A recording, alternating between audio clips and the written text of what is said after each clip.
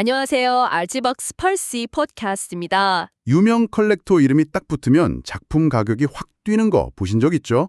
예를 들면 이건희 컬렉션처럼요. 이렇게 작품 하나하나에 담긴 이야기, 그 출처가 가치에 정말 어마어마한 영향을 미치는데요. 오늘은 바로 이 프로비넌스, 그러니까 작품의 출처와 소장 이력이 과연 무엇인지, 또 왜 중요한지, 그리고 가격에는 어떤 영향을 주는지 한번 깊이 파헤쳐 보겠습니다. 흥미로운 국내외 사례들도 있으니까요. 끝까지 함께해 주세요. 네, 맞습니다. 이 프로비넌스라는 게 흔히 작품의 족보라고도 하잖아요.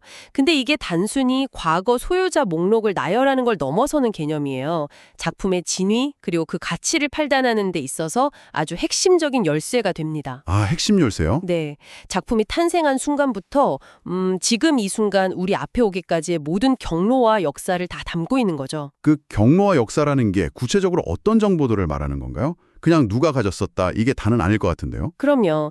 여러 가지 중요한 요소가 포함되는데요. 우선 제일 기본적인 게 누가 언제 소유했었는지 그 이력, 이걸 페디그리라고 부르기도 하고요. 그리고 또 어떤 중요한 전시회에 나왔었는지 그 전시 이력도 중요하고요. 또 권위 있는 미술사 책이나 도록, 특히 카탈로그 레저네라고 하죠. 특정 작가의 모든 진품을 모아놓은 그런 도록이요. 거기에 실렸는지 여부 같은 문헌 정보, 이런 것들이 다 중요합니다. 물론 관련 증명서나 감정서 유무도 포함되고요. 그렇군요. 단순한 기록이 아니라 거의 작품의 이력서 같은 느낌이네요. 그럼 이 족보가 도대체 왜 그렇게 중요한 건가요? 가장 큰 이유는 역시 신뢰 때문입니다. 미술 시장은 아시다시피 위장 문제에서 자유롭게 어렵잖아요. 네, 그렇죠.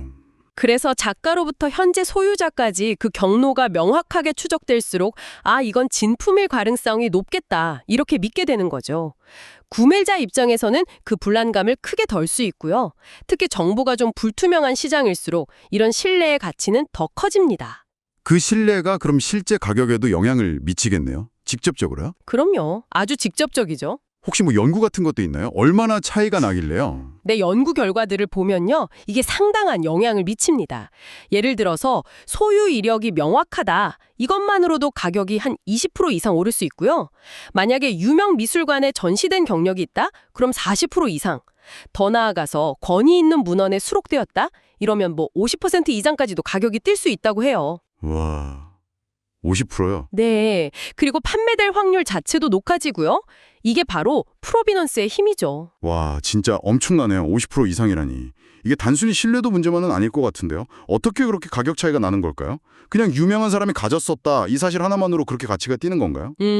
몇 가지 이유가 복합적으로 작용하는데요. 첫째는 말씀하신 것처럼 진위 확인 기능이에요. 위작 위험을 줄여주니까요. 특히 오래된 고미술품 같은 경우는 이게 더 중요하겠죠. 네네. 둘째는 작품성 검증이라고 볼 수 있어요. 유명 미술관에 전시되거나 중요한 도록에 실렸다는 건 어쨌든 전문가들이 그 작품의 예술적 가치를 인정했다는 증거가 되잖아요. 아, 공인된 느낌이군요. 그렇죠. 그리고 마지막으로 후광 효과가 있습니다. 명성이라고도 하고요. 예를 들어 왕족이 소장했다거나 아주 유명한 컬렉터가 가졌던 작품이다, 이러면 그 자체로 뭔가 특별한 이야기가 더해지고 아우라가 생기는 거죠. 이걸 이제 작품을 더 귀하게 엔노블링 만드는 효과라고도 하는데요. 그러니까 여러분이 갤러리 같은 데서 작품 설명 보실 때 그냥 지나치지 마시고 누가 소장했었고 어디에 전시됐었는지 이런 걸 좀 눈여겨보시면 좋습니다. 그렇군요. 그럼 이런 프로비넌스가 특별히 더 중요해지는 그런 순간들이 있을까요? 네, 몇 가지 경우가 있어요. 작가가 세상을 떠난 지 좀 오래되었거나 아니면 그 작가가 유독 위장 논란이 많은 경우, 이럴 때는 프로비넌스의 중요성이 훨씬 커지죠. 또 작품이 여러 번 거래되면서 시장에 다시 나왔을 때요.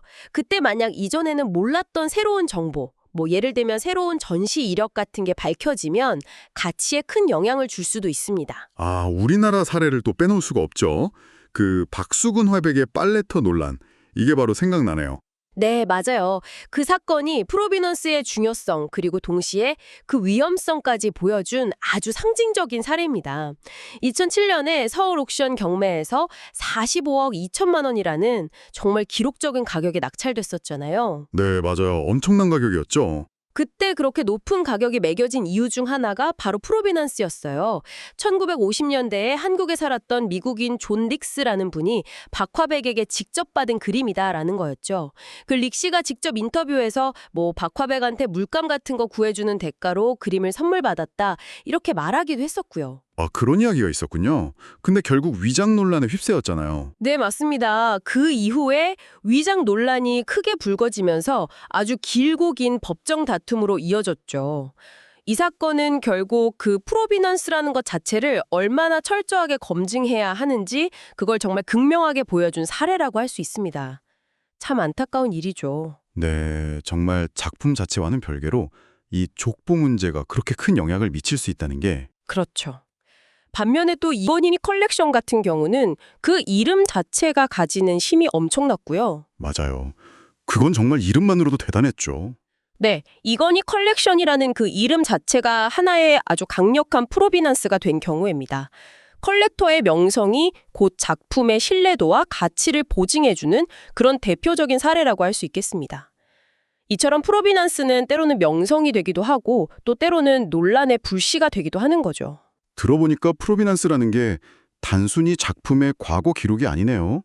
현재의 신뢰도와 가치를 결정하고 심지어 미래의 이야기까지 만들어가는 어떤 힘을 가진 것 같습니다. 정확히 보셨습니다.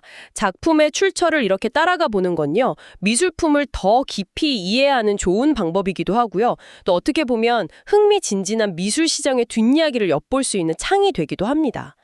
작품 그 자체의 아름다운 만큼이나 그 배경 이야기가 중요하다는 걸 다시 한번 생각해 보게 되죠. 네. 여러분이 앞으로 미술 작품을 감상하실 때 그냥 눈에 보이는 이미지 너머에 있는 것들, 그 작품이 걸어온 길, 그러니까 프로비넌스를 한 번쯤 떠올려 보시면 어떨까요? 그 안에 숨겨진 시간과 사람들의 이야기가 아마 작품을 훨씬 더 풍성하고 입체적으로 느끼게 해줄 겁니다. 아, 그러고 보니 문득 궁금해지네요. 미래에는 디지털 인증서나 블록체인 같은 기술이 이런 족보를 어떻게 바꿔놓을까요? 어쩌면 위장 논란 자체가 그냥 과거의 유물이 되는 날이 올지도 모르겠습니다.